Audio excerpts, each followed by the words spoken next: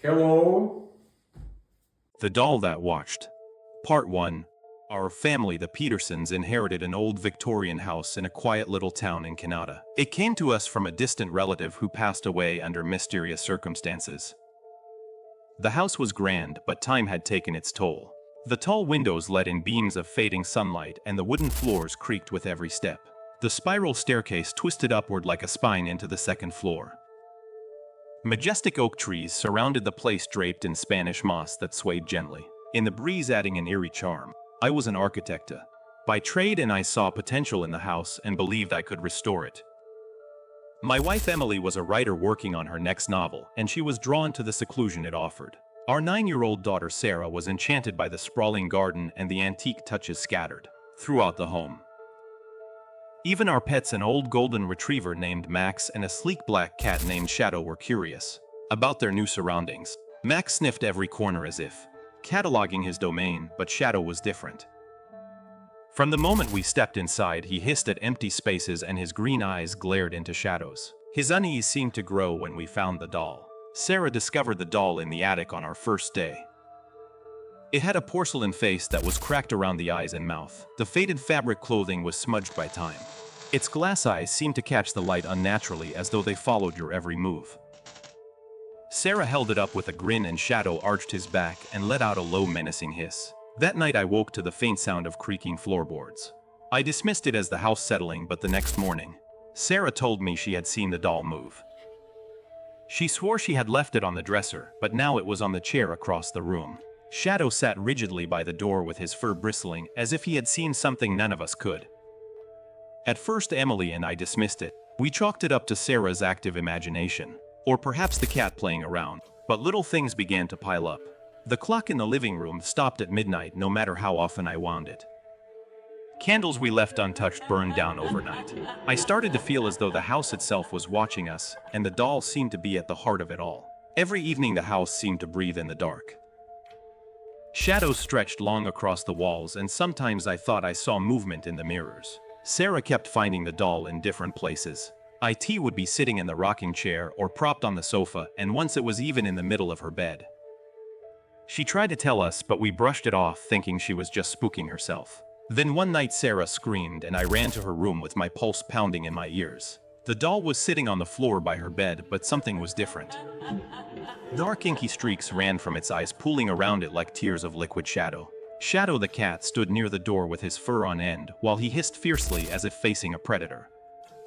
Sarah was shaking uncontrollably with her small hands gripping the blanket. She insisted she had left it on the dresser before going to bed. I grabbed the doll and took it out of her room, throwing it into the old storage trunk in the attic and locking the latch. But when Emily and I returned to check on Sarah, the doll was back on her bed. My stomach sank as I realized this was not just a child's imagination. Something was very wrong with the doll and with the house. Part 2. The following day, Emily reached out to a local historian hoping to learn more about the house and its history. When he arrived, an older man, Mr. Gordon, his face grew pale as he examined the doll. He explained that the house had belonged to the Morrison family in the early 19th century and that the doll had a sinister reputation. According to legend, a local witch had crafted it for her daughter as a protective charm. But when the witch was accused of dark magic and burned at the stake, she cursed the doll, binding a vengeful spirit within it. After the witch's death, strange things began happening in the house. The Morrisons disappeared without a trace, leaving the doll behind in the basement, surrounded by broken candles and strange markings on the floor. Over the years, families who lived in the house reported hauntings, disappearances, and unexplained deaths. Emily and I knew we could not ignore the danger any longer. We sought help from Father Matthew, a local priest known for his knowledge of the supernatural. When he arrived, he brought holy water, a crucifix, and a sense of calm authority that we desperately needed. Father Matthew wasted no time. As soon as he stepped inside, he took one look at the doll, and I could see him mutter a quiet prayer under his breath. He said it was no ordinary haunting and explained that something powerful was tied to the object. He began his ritual in the living room, walking from room to room with a small vial of holy water and his Bible. The house seemed to groan in protest. Shadows stretched and twisted unnaturally, crawling up the walls like living things. Sarah stayed close to Emily, clutching her hand while I stood frozen watching the priest sprinkle holy water and recite prayers. Shadow followed him silently, his eyes glowing eerily in the dim light. When Father Matthew entered Sarah's room, the temperature dropped sharply. My breath came out in visible puffs, and a low guttural growl echoed from nowhere. The doll was sitting on Sarah's bed with its head tilted slightly, and its cracked porcelain face seemed to smile wider. The priest raised his crucifix, commanding the spirit to reveal itself. The room trembled and the air grew thick with the scent of sulfur. Suddenly the doll jerked violently, tumbling off the bed and onto the floor. Black liquid began seeping from its cracks, spreading across the wooden floor like spilled ink. Emily screamed as the doll began to twitch, its limbs moving unnaturally. Father Matthew continued his prayers, his voice steady, even as an unseen force slammed the door shut behind him. He urged us to keep our faith strong and not to look away. The doll rose into the air, levitating a few feet off the ground. Its glass eyes glowed with an unearthly white light, and a deafening screech filled the room. The walls shook violently and the chandelier in the hallway crashed to the floor. Max barked furiously, but the poor dog cowered behind me, trembling. The priest pressed on. He recited a passage from his Bible, louder and more forceful with every word. The black liquid pooling beneath the doll bubbled and hissed as if recoiling from the holy words. The doll thrashed in the air, its cracked face twisting grotesquely. Suddenly, an invisible force knocked Father Matthew backwards, slamming him against the wall. I watched as he gasped for air, as if something was squeezing his throat. Emily shouted his name, but he held up his hand, signaling us to stay back. Clutching his crucifix tightly, he managed to continue his prayer, his voice hoarse but unwavering. The room seemed to reach a breaking point. The flames in the fireplace roared to life, climbing unnaturally high, and a shadowy figure began to take shape behind the doll. It was tall and menacing, with hollow eyes that burned with malice. The figure stretched its arms wide as if trying to claim the entire room. The priest shouted that the doll must be thrown into the fire. I grabbed the doll, and the moment my hands touched it, a searing pain shot through my arms, as though the doll itself was trying to resist me. I fought through the pain and hurled it into the roaring flames. As soon as the doll hit the fire, an ear-piercing scream filled the house. The shadowy figure writhed and twisted, its form breaking apart into plumes of thick black smoke. The flames consumed the doll, and the smell of burning porcelain and sulfur filled the air. Cracks spread across the walls, and for one terrifying moment I thought the house would collapse around us. Then everything went still. Part 3.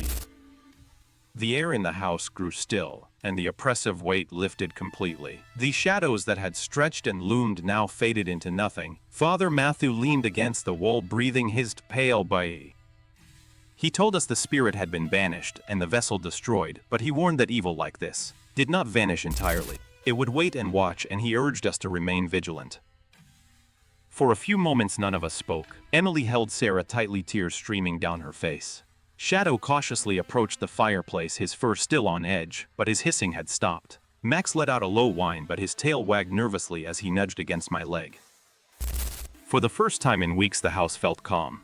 In the days that followed, we made the decision to leave the house. As beautiful and historic as it would never be home for us. We packed quickly, and each creak of the floorboards and flicker of light reminded us of the nightmare we wanted to leave behind. Sarah refused to sleep in her room, and even Shadow avoided certain areas of the house.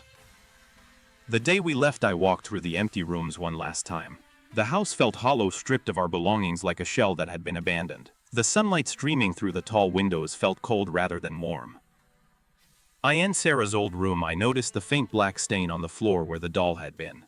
I tried to scrub it away, but it would not budge. It seemed like a scar the house would never lose. Emily called for me from downstairs, saying everything was ready to go. I turned away from the room, forcing myself not to look back. As we drove away, I watched the house grow smaller in the rearview mirror. Emily held my hand, and Sarah dozed off in the back seat. Shadow sat in her lap, his green eyes fixed on the window. I thought I would feel relief as we left, but unease clung to me like a shadow that would not let go. Months passed, and life slowly returned to normal. Emily's writing flourished, and Sarah began smiling and laughing like she used to. Max and Shadow settled into our new home, and the nights were finally quiet. But every now and then, something would remind me of the old house. A creak in the floorboards, a fleeting shadow, or the distant sound of laughter. I told myself it was nothing, but deep down I was not sure. One evening as I was sorting through some old boxes in the garage, I found a photograph of the house. It was old sepia-toned and showed the house as it must have been decades ago. The oak trees were smaller, the paint on the house was fresh, and the windows gleamed. But when I looked closer, I saw something that froze me in place. In one of the upstairs windows there was a face. A child's face, pale and expressionless, stared directly at the camera. My hands shook as I turned the photo over. On the back, written in dark smeared ink, was a single word. It read, soon. I dropped the photograph and my heart began to pound. Shadow, who had followed me into the garage, let out a low hiss and his green eyes narrowed as he stared at the photo on the floor. I reached down to pick it up again, but my fingers brushed against something cold and smooth. When I turned to look, my blood ran cold. Sitting on the shelf beside me, cracked and smiling, was the doll.